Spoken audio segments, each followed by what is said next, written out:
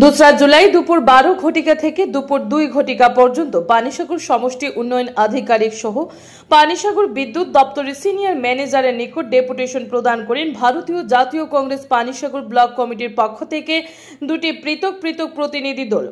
উক্ত ডেপুটেশন প্রদান কর্মসূচিতে পানিসাগর অতিরিক্ত সমষ্টি উন্নয়ন আধিকারিক জয়মানিক বংশীর নিকট 7 দফা দাবি আদায়ের লক্ষ্যে প্রতিনিধি দলে উপস্থিত ছিলেন Panisagar block Congress SC department সভাপতি ঝন্টু দাস, উত্তর জেলা যুব কংগ্রেস সহ সভানেত্রী আয়েশা বেগম, পানিসাগর নগর কংগ্রেস সভানেত্রী গঙ্গা দেববর্মা, পানিসাগর ব্লক যুব কংগ্রেসের সাধারণ সম্পাদক শান্তনু দাস, নির্বাচিত 50 সদস্য জাতীয় কংগ্রেস উত্তর পদ্মবিল সাথী রায়, পানিসাগর ব্লক কংগ্রেস এসসি ডিপার্টমেন্টের সদস্য নিখিল বিশ্বাস এবং পানিসাগর ব্লক কংগ্রেস মন্ডল সভাপতি তুরাব আলী, পাশাপাশি পানিসাগর বিদ্যুৎ দপ্তরের সিনিয়র ম্যানেজার চন্দ্রমণি নাথের নিকট ডেপুটেশন প্রদান কর্মসূচিতে উপস্থিত ছিলেন পানিসাগর ব্লক কংগ্রেস সভাপতি Sukendu Bhattacharya, Panisagar block Congress SC department সভাপতি Sudhamoy Maheshwar Das, Panisagar block Congress SC department সহ সভাপতি নির্মলেন্দু দাস, প্রদেশ কংগ্রেস কমিটির সদস্য সঙ্গীতা দাস,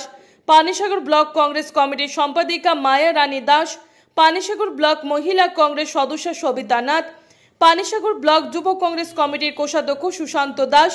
এই মর্মে পানিসাগর সমষ্টি উন্নয়ন আধিকারিকের অনুপস্থিতি সহকারী সমষ্টি উন্নয়ন আধিকারিক জয়মানিক বংশীর নিকট প্রদেয় ডেপুটেশন সমূহ হল গ্রাম পঞ্চায়েত এবং ভিলেজ কমিটিগুলোতে 100 দিনের রেগার কর্মসংস্থান করা, রেগার বকেয়া মজুরি অবিলম্বে প্রদান করা, বিরোধী দলীয় নির্বাচিত 50 সদস্যদের ওয়ার্ডগুলোতে কাজ প্রদানে তাল বাহানা বন্ধ করা, গ্রামীণ এলাকার রাস্তাঘাট ও ড্রেনগুলো অবিলম্বে সংস্কার করা, প্রধানমন্ত্রী আবাস যোজনার ঘর প্রাপকদের ক্ষেত্রে রাজনৈতিক রং দেখে গৃহ বন্টন বন্ধ করে প্রকৃত ঘর প্রাপকদের মধ্যে বন্টন করা, পঞ্চায়েতগুলো থেকে বিভিন্ন বেনিফিশিয়ারিদের নির্বাচনের ক্ষেত্রে গ্রাম সংসদের মাধ্যমে নির্বাচন করা, প্রতিটি পঞ্চায়েত দপ্তরে আইন অনুযায়ী যথাসময়ে সমস্ত ধরনের অডিট প্রক্রিয়া সম্পাদন করা সহ দুর্নীতিগ্রস্তদের বিরুদ্ধে কঠোর শাস্তি বিধানের আর্জি জানানো হয়।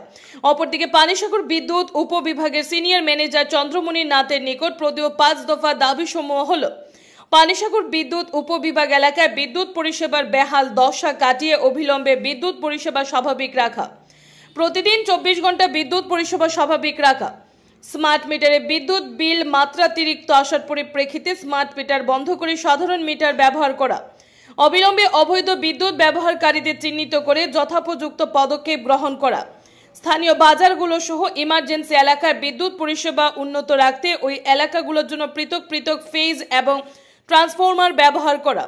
এদের প্রদেয় দাবিগুলো যুক্তিকতা স্বীকার করে অবিলম্বে দাবিগুলো বাস্তবায়নে সংশ্লিষ্ট দপ্তরের ঊর্ধ্বতন কর্তৃপক্ষের গোচরে নিয়ে যাবার আশ্বাস প্রদান করায় ভীষণ খুশি জাতীয় কংগ্রেস দলের নেতৃত্ব সহ সমর্থকেরা।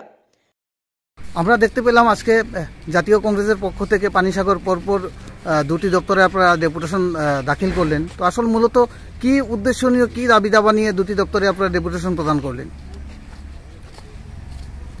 আমরা ভারতীয় জাতীয় কংগ্রেসের পানিসাগর ব্লকের পক্ষ থেকে আজকে আমরা পানিসাগর এলাকার মানুষের বৈদ্যুতিক পরিষেবা নিয়ে কিছু সমস্যা আমরা একটু আগে আমাদের সিনিয়র ম্যানেজারের সঙ্গে আমরা উপস্থাপন করছি।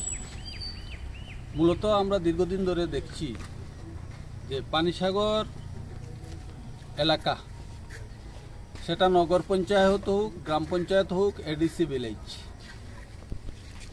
দীর্ঘদিন ধরে এই যে বৈদ্যুতিক পরিষেবা বিঘ্নিত হচ্ছে। আমাদের পানিসাগর নগর পঞ্চায়েত বা একটা সাব ডিভিশন হেডকোয়ার্টার প্রতিনিয়ত প্রতিদিন বিদ্যুৎ লাইন বিচ্ছিন্ন হচ্ছে। এই তো একটু আগে আমরা সমষ্টি উন্নয়ন আধিকারিক বা বিডিও সাহেবের কাছে একটা ডেপুটেশন দিলাম গ্রাম পঞ্চায়েতের সমস্যা নিয়ে। সেখানে দেখলাম জেনারেটর চালিয়ে পাকা ঘুরানো হচ্ছে। তো নগর পঞ্চায়েতের এই অবস্থা, আর গ্রামে তো দিনের পর দিন সমস্যা। যদিও মাননীয় সিনিয়র ম্যানেজার আমাদের বলেছেন যে এটা টেকনিক্যাল কিছু সমস্যা, কিন্তু এরপরেও আমরা তর্কের খাতিরে আমরা সেই দিকে না গিয়ে আমরা বিনীতভাবে দাবি রাখছি যে পানিসাগরে আমরা বিদ্যুৎ পরিষেবা চাই, সেটা নগর পঞ্চায়েত হোক, গ্রাম পঞ্চায়েত হোক বা এডিসি ভিলেজ। আধুনিক মানুষের জীবনযাত্রা হচ্ছে বিজ্ঞান ভিত্তিক। প্রত্যেকটা বাড়ি ঘুম থেকে উঠলে নিত্য প্রয়োজনীয় জিনিসের সঙ্গে বিদ্যুৎ তো চাহিদা কিন্তু অনেক। আমরা প্রত্যেকটা মানুষ এই যে এই গরমের সিজন, বাড়িতে মুমূর্ষ রোগী, পাকা চলছে না, ফ্যান চলছে না, মানুষকে কি না যন্ত্রণা উপভোগ করতে হয়। এর থেকে যাতে নিরসন করা যায়, বিদ্যুৎ হয়তো যাবে আসবে এটা ঠিক আছে, কিন্তু যেভাবে পানিসাগরে চলছে এটা অপ্রত্যাশিত। ত্রিপুরার বিদ্যুৎ বাংলাদেশে যায়, বিক্রি হয়, সরকারের লাভ হয়, কিন্তু আমরা ত্রিপুরার মানুষ আমরা চাই আগে আমাদের চাহিদা পূরণ করা হোক। ঘাটতি আছে না টেকনিক্যাল সমস্যা আছে, আমরা সিভিলিয়ানরা সেটা বোঝার কথা। তাই আমরা বিনীতভাবে আবেদন রাখছি বিদ্যুৎ পরিষেবাটা করা। আর একটা বিষয়, ইদানিংকালে সারা রাজ্যের সঙ্গে, সারা রাজ্য কেন বলছি, সারা দেশের সঙ্গে পানিসাগরও স্মার্ট মিটার বসানো হচ্ছে। আমরা কনজিউমাররা মনে করি বিদ্যুৎ দপ্তর আমাদের পরিষেবা দেবে, আমরা বিদ্যুৎ উপভোক্তা হিসাবে আমরা ব্যবহৃত বিদ্যুতের বিল আমরা প্রদান করি। কিন্তু আমরা দেখলাম যে স্মার্ট মিটার বসানো হচ্ছে, স্মার্ট মিটার আগে সেম জিনিস বাড়িতে ইউটিলাইজ করে আমরা যে ফ্যান পাকা যে বাড়িতে ইউটিলাইজ করে যে বিল আসতো, কিন্তু স্মার্ট মিটার বসানোর পর সেই বিলটা দ্বিগুণ তিনগুণ হয়ে গেছে। এটা মানা যায়, এটা অবিশ্বাস্য। কী করে এই বিলটা হয় আমরা চিন্তিত। তাই এটা যাতে একদিকে মানুষের রোজগার নেই, কর্মসংস্থানের অভাব, অন্যদিকে মানুষের উপর আর্থিক অতিরিক্ত বোঝা, এটা মেনে নেওয়া যায়। আমরা এর প্রতিবাদে আমরা মাননীয় সিনিয়র ম্যানেজারের কাছে আমরা দাবি রেখেছি, বসান বিদ্যুৎ মিটার, আমাদের আপত্তি নেই, কিন্তু বিদ্যুৎ মিটার বসানোর পর বুথের বিলটা যাতে না আসে, যেটা তাতে নিয়ন্ত্রিত থাকে, মানুষের বিশ্বাস থাকে, সেই ব্যবস্থাটা আপনারা করুন। ব্লক, তারপরে ইলেকট্রিক অফিসে আমরা আমাদের দাবি আলাদা আলাদাভাবে প্রেরণ করেছি, উপস্থাপন করেছি। আমরা অপেক্ষা করব পরবর্তী দিনে যদি দেখা যায় যে এর কোনো উন্নতি অবনতি কিছুই আমরা দেখতে না পাই, তাহলে আমরা বাধ্য হব যে পরবর্তী আন্দোলন বা কর্মসূচি গ্রহণ করব। হয়তো আমরা আসাম-আগরতলা রোড আগামী দিনে আমরা অবরোধও করতে পারি। দুটি দপ্তরের আধিকারিকদের পক্ষ থেকে কি আশ্বাস ফিরে আপনারা ফিরলেন?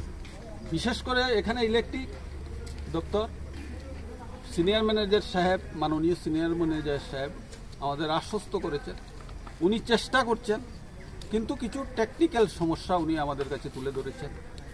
বাতাস দিলে সুপারির ছই বৈদ্যুতিক লাইনে পড়লে লাইন কাট হয়ে যায়, বা এই রকম কিছু কিছু সমস্যা, তো এইগুলি উনি উপস্থাপন করেছেন। এগুলি তো ওনার টেকনিক্যাল সমস্যা, কিন্তু আমরা সিভিলিয়ানরা আমরা টেকনিক্যাল কম বুঝি। হয়তো বড় ধরনের তুফান কিংবা বাতাস হলে হয়তো লাইন বিচ্ছিন্ন হতে পারে, এটা আমরা মনে করি। কোথায় কি হয়েছে সেটা আমাদের জানার কথা না।